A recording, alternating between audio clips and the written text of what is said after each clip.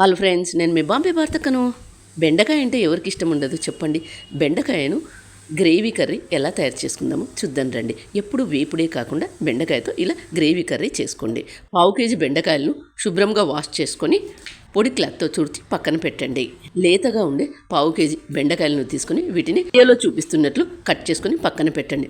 3 బాగా పండిన టమాటా పళ్ళను చిన్న చిన్న ముక్కలుగా కట్ చేసుకోండి. కట్ చేసుకున్న వీటిని మిక్సర్ జార్లోకి తీసుకొని 10 జీడిపప్పు పలుకులను వేసుకొని మూత మూసుకొని మెత్తగా మిక్సీ చేసుకోండి. గ్యాస్ ఆన్ చేసుకొని బాండీ పెట్టుకొని ఇందులో 4 టేబుల్ స్పూన్ల ఆయిల్ వేసుకొని ఆయిల్ వేడైన తర్వాత కట్ చేసుకున్న బెండకాయ ముక్కలను వేసుకొని సన్నటి మంట మీద 2-3 నిమిషాలు వీటిని బాగా వేయించుకోండి. వేయించుకున్న వీటిని ప్లేట్లోకి తీసుకోండి. అదే ఆయిల్లో సన్నగా కట్ చేసుకున్న 2 మీడియం సైజు ఉల్లిగడ్డలు వేసుకొని బాగా వేయించుకోండి. 1 టేబుల్ స్పూన్ ఉప్పు, కొద్దిగా కరివేపాకు, పొడువుగా కట్ చేసుకున్న పచ్చిమిర్చి వేసుకొని వీటన్నిటిని మరొకసారి బాగా కలుపుకోండి. ఇప్పుడు ఇందులో అల్లం వెల్లుల్లి పేస్ట్ 1 టేబుల్ స్పూన్ వేసుకొని పచ్చివాసన పోయేంత వరకు బాగా వేయించుకోండి. ముందుగా మనం మిక్సీ చేసుకున్న టమాటా పళ్ళు, జీడిపప్పు మిశ్రమాన్ని ఇందులో వేసుకొని బాగా కలుపుకోండి. మూత మూసి మధ్య మధ్యలో కలుపుతూ బాగా వేయించుకోండి.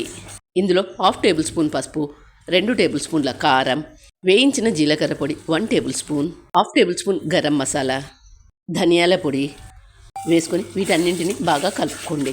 ఇందులో ఉండే ఆయిల్ అంతా బాగా సపరేట్ అయ్యేంత వరకు బాగా వేయించుకోండి. ఆయిల్ ఇలా సపరేట్ అయినప్పుడు ఇప్పుడు ఇందులో మనం గ్రేవీ కర్రీలు మంచి రుచిగా రావాలి అంటే ఎప్పుడే కానీ వేడి నీళ్ళు మాత్రమే పోసుకోండి. 1 గ్లాస్ వేడి నీళ్ళు పోసుకొని ముందుగా మనం వేయించి పక్కన పెట్టుకున్న బెండకాయలను కూడా వేసుకొని మూత మూసుకొని మధ్య మధ్యలో కలుపుతూ బెండకాయ ఉడికినది లేనిది చెక్ చేసుకోండి. మధ్య మధ్యలో అలా గరిటెతో కలపకపోతే కాజు వేసాం కాబట్టి అడుగంటుతుంది. గ్యాస్ ఆఫ్ చేసే ముందు కరివేపాకు, సన్నగా కట్ చేసుకున్న కొత్తిమీర వేసుకోండి. ఇలా తయారు చేసుకున్న ఈ బెండకాయ గ్రేవీ కర్రీని చపాతీ, అన్నం, పూరి వీటన్నింటిలోకి ఎంతో బాగుంటుంది. మరి మీరు కూడా తప్పక ట్రై చేయండి. మరి మీకు ఎలా వచ్చిందనేది కామెంట్ రూపంలో తెలియజేయండి. వీడియో నచ్చినట్లయితే ఒక లైక్ ఇవ్వండి. మీ ఫ్రెండ్స్కు, రిలేటివ్స్కు షేర్ చేయండి. Thank you for watching.